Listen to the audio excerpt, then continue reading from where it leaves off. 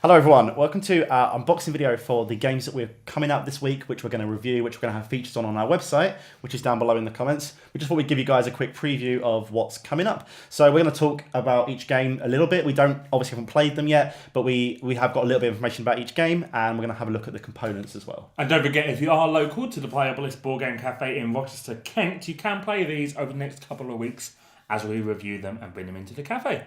Excellent. Okay, so, Rob, do you want to go first? I do want to go first. I have a small pile of games here, and the first one is Pocket Mars.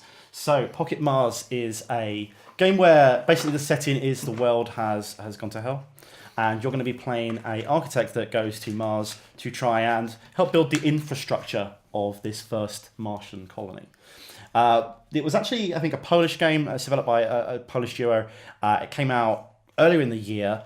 It has a Polish name, which I'm not going to try to pronounce. I think you should. I'm not going to try to pronounce. And it's now just called Pocket Mars, which is easy to say for me. It's basically a game, a card game where you are going to be placing cards down. The cool thing is, with this one that we can tell is there are actions on the cards that will really depend on where you place them and when you place them. So it's not so much about having a huge amount of different cards, but it's about being tactical about when and how you place them down. Yeah, it looks like a really interesting game. The cards themselves and the artwork are really, really nice. The actual people, the colonists, are represented by these sort of regular, generic board game cubes. But interesting to see if that sort of 10-15 minute runtime for this game is going to be a good strategy game or just its own sort of filler. You call them generic board game cubes. The manual call them colonist markers. Well, that's the theme. You know, you've got to get into it. You've got to transport yourself to Mars. I'll give you that one back. Thank you very much. So I think one of mine now? Yes. I'm going to awkwardly go over here and get Superhot, the card game. That was a big slam. It was a big slam for a big game. Which is quite a small game. Quite a small game. So this is based on the video game of the same name. In Superhot, the video game, as you move, time moves, but as you stop, time stops. So it's sort of puzzle shooter. So it'll be interesting to see how that comes across in a card game. Now, it has some cool mechanics. First of all, as you deal with threats and win an important factor of this, you get to gain unique special abilities.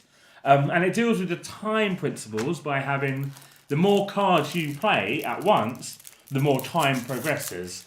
Yeah, visually it's very similar to the video game as well. It's got the same sort of polygon look to it. And I'm really excited to try it. It has 4 different game modes. It's actually a 1 to 3 player game, which is a bit strange. For most games. I don't know many 1 to 3 games. It has a cooperative game.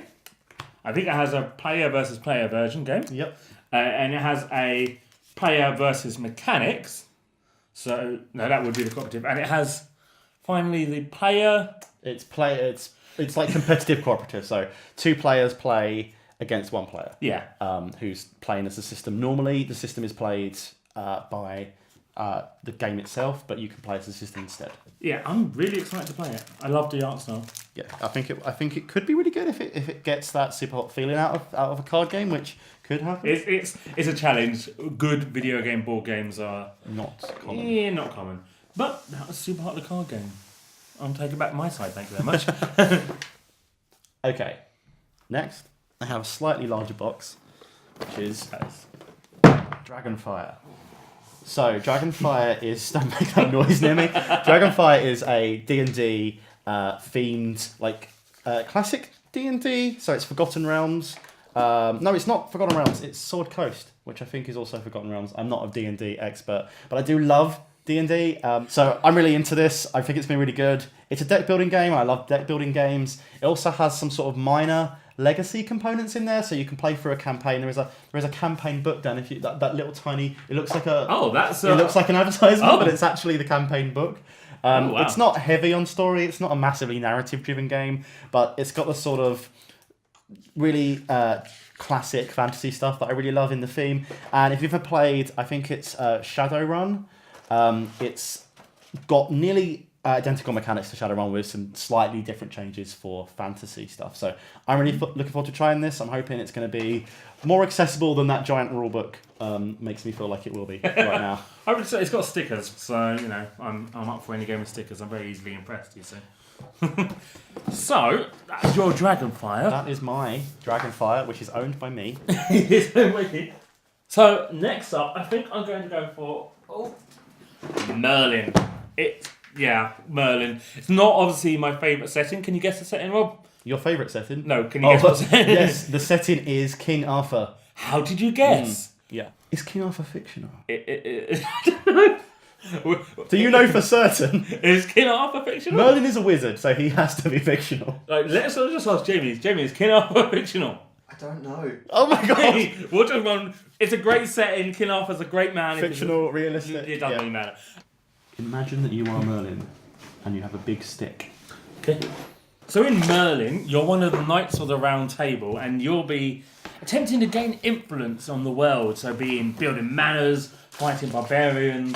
And really at its core, it's a quite hardcore worker placement game. There are a lot of rules, not as many as I was expecting though. They look a bit dry, but the board looks cool. The board looks... It reminds me of a Terry Pratchett sort of Discworld noir style. I thought when you said... I agree it is round, like Discworld. I thought you were going to steal my Trivial Pursuit joke. I earlier said it looks like Trivial Pursuit, which I thought was very funny. And it does look a bit like Trivial Pursuit because, again, it's a circle. And I thought that these are spaces that you move, but actually it's a victory track, so that actually makes no sense as a metaphor. Well, that's really helped you. It's nothing like Trivial Pursuit. I think it could be cool. I'm not sure on the setting. It's been done so many times. I mean, Mars has been done a few times, but King Arthur has been done a lot. So I think. So what we should do is King Arthur on Mars. King Arthur on Mars would be more sort of an interesting setting, I guess. But this could be really cool. I know some people have been waiting for this for a long time, so we'll see how it is. I'm interested to give it a try. Oh god, I screwed up the board. No, it's okay. It's okay. So what you got next?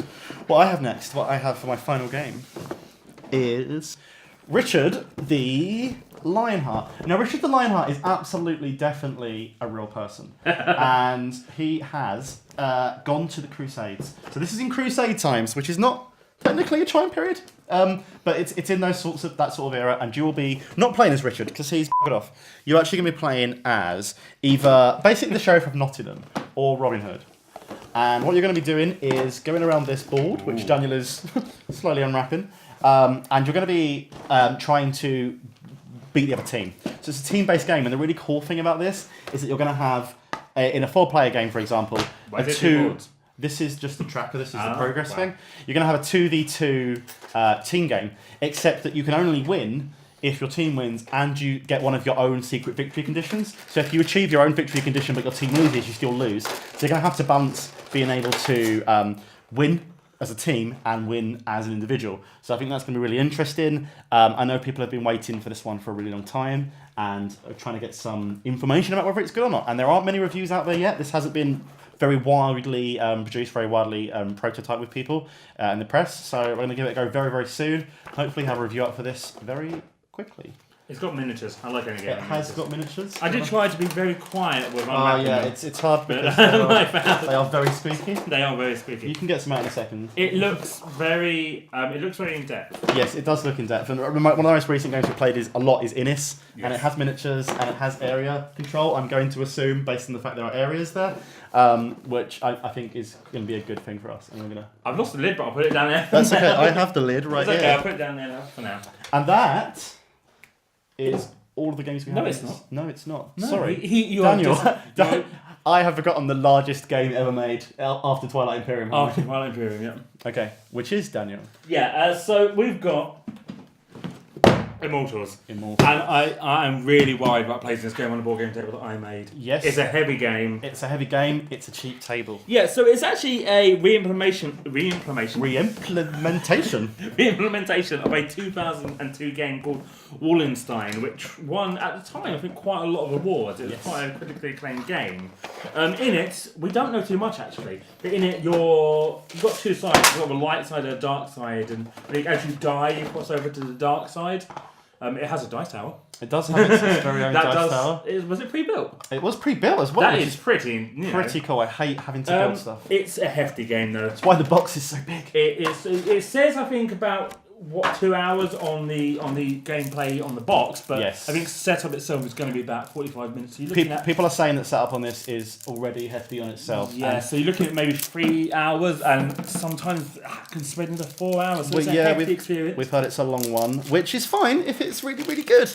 I think one of the things we're worried about is re-implementations of games that are nearly 15 years old. Like Wallenstein won awards based on the time that board games were back then. Whether or not it stands up now, there was a game called Shogun in 2006 that used the same rules as well. If you've ever played that, whether or not it stands up now, I don't know. Upside down. But it comes with the dice actually just fly upwards.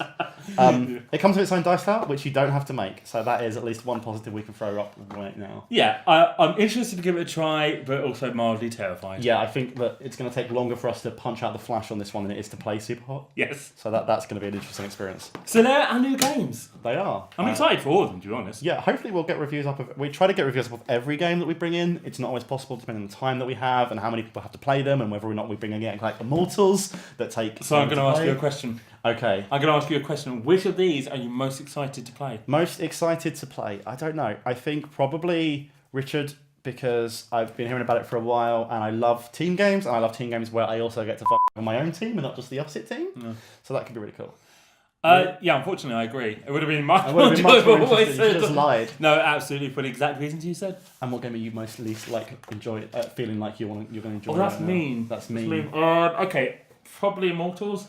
Any game that takes excess of 30, 40 minutes to set up, I just feel like it's a dread of starting and getting going. Yeah. Once they get going, they're usually great games, but... I don't mind long games, but long setups can be quite frustrating. But we'll see how it is. Yeah. We almost always completely change our opinion on those things once we've actually played the games, so we will see. Thank you very much for watching. Please drop us a comment if you've played any of these, if you're interested in any of these.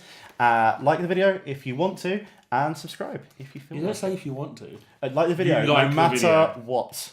Please. Thank you very much. Goodbye. Okay, sorry. Bye.